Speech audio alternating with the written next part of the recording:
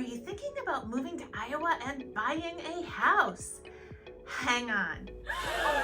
There's some things you need to know first because the houses in Iowa are not the same as houses in other states. There are some things you definitely need to know before making that move to Iowa. After watching this video, I think you're going to have all the knowledge you need in order to make a smart decision on your future Iowa home. The first thing you need to know about homes in Iowa are the property taxes. Property taxes in Iowa may be a lot more than what you're expecting. In fact, Iowa property taxes are some of the highest in the nation, anywhere from 9th to 11th most expensive depending on which source you're looking at. Also, the property taxes that you see listed on Zillow may not be 100% accurate. In fact, they're not. Zillow shows property taxes from a few years ago, not the most up-to-date ones. The problem with that is that here in 2023, Iowa property assessments increased on average 22% statewide, which increased most people's property taxes. If you want to know the most up-to-date property taxes on any property, you need to look them up on the county assessor's website where that property is located. But before you flip over Iowa's property tax rates, it's worth noting that property taxes can vary widely, especially between urban and rural areas. The distance of a few miles can make thousands of dollars difference in your wallet if you're falling within a city property tax zone or a county property tax zone. The next thing you need to know about buying a house in Iowa are the basements. You should buy a house with a basement.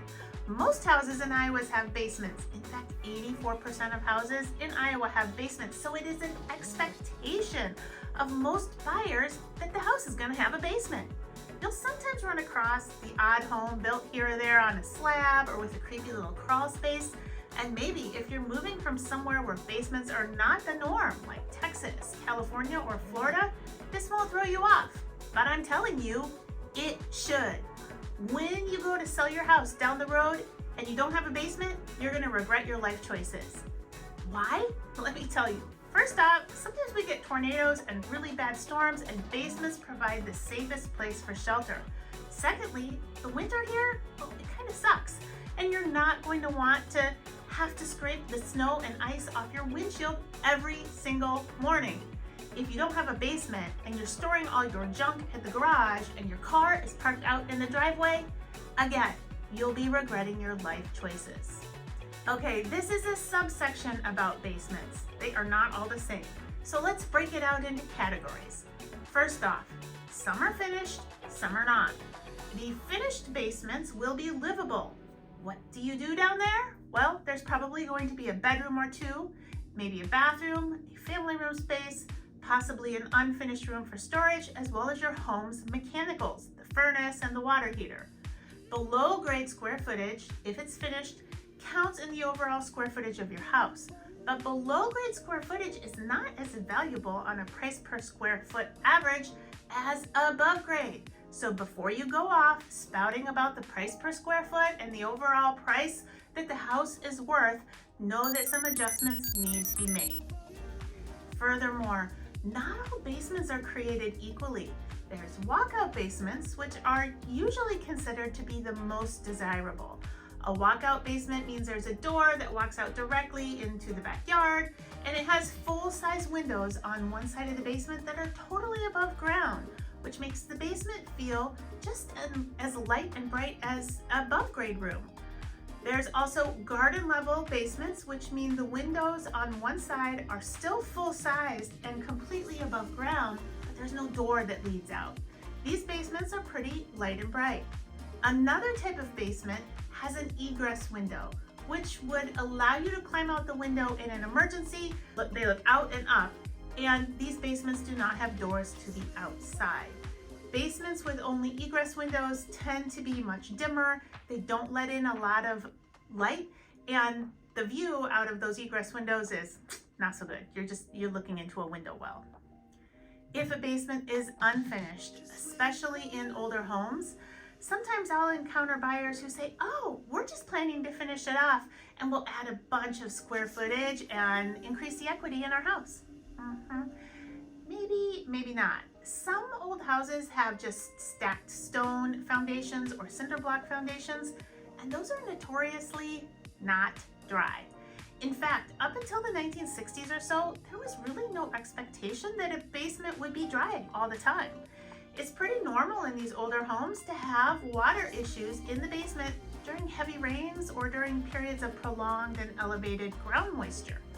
I tend to recommend to people who have plans like this to live in the house a few years through a lot of different weather patterns to see how often the basement gets wet before they spend a bunch of money putting drywall and carpet down there. Speaking of wet basements, a lot of Iowa basements have something called a sump pump in them, which is to help keep them dry. I made a video all about sump pumps, and I will link it right up here if you want to come back and watch this video when you're done with this one. The next thing you need to know about homes in Iowa is radon. The upper Midwest has high radon levels, and Iowa has the distinct honor of having the highest radon levels in the US. In fact, 70% of houses in Iowa have radon levels that are over what the EPA considers safe. And what is radon? It's a naturally occurring, radioactive, odorless, colorless gas. It becomes trapped indoors and builds up over time after it enters a foundation through tiny little cracks and holes. Over time, breathing in high levels of radon can increase the risk of lung cancer. There's no signs of radon in a home. The only way to know if a property has high radon is to test for it.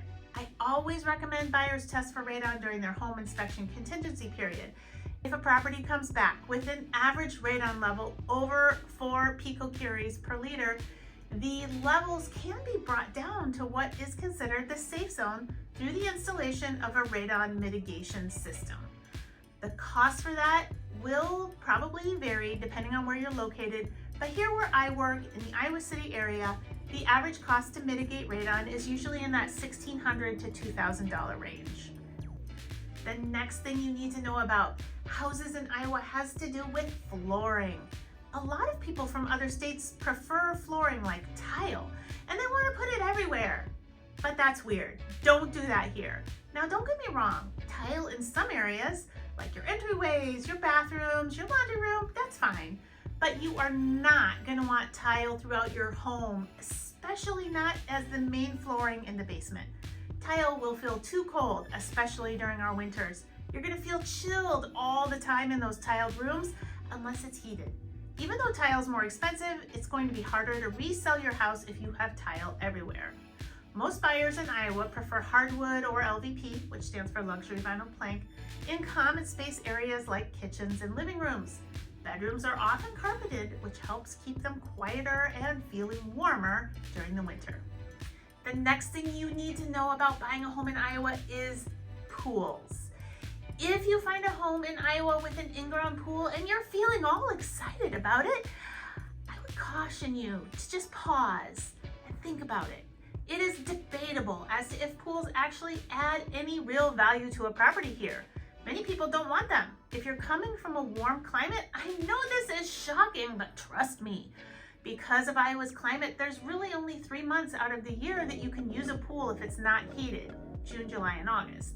If the pool is heated, you might be able to bookend on May and September to your pool season, but Iowa's weather is rough on pool equipment.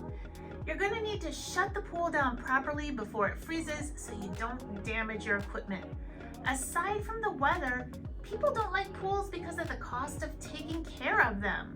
Because there aren't a lot of pools here in general, there's not a strong pool support industry built up, so chances are you are not going to be able to hire that pool boy to take care of it for you, and you better enjoy cleaning the pool and balancing your own chemicals.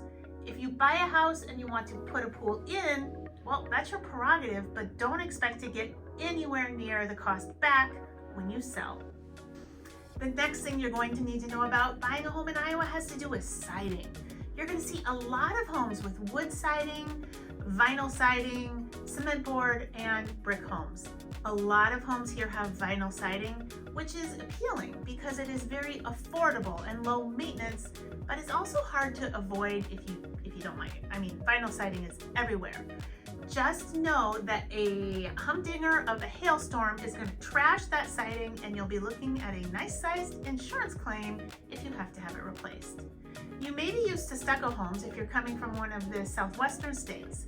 Stucco is not common here, and in fact, if you find one in Iowa, just know that our humidity can cause problems with it, and it can be really hard to find people to repair it.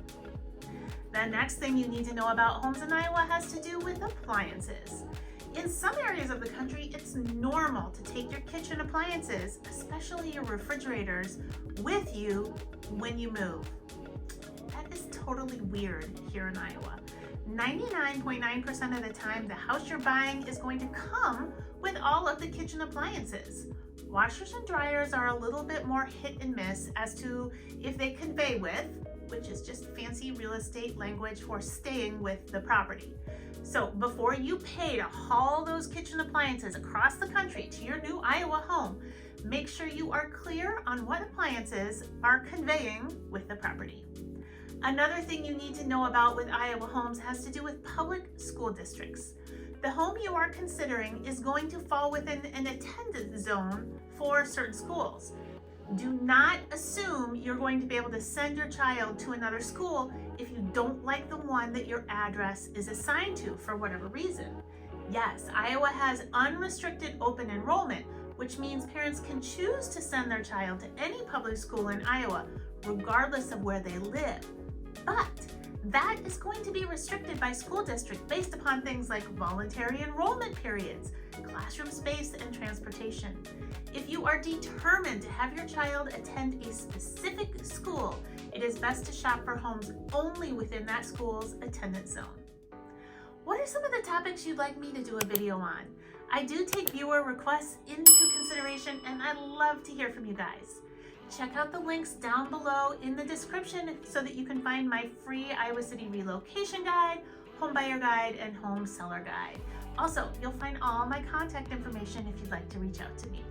Hey, it's been fun, and I'll catch you later.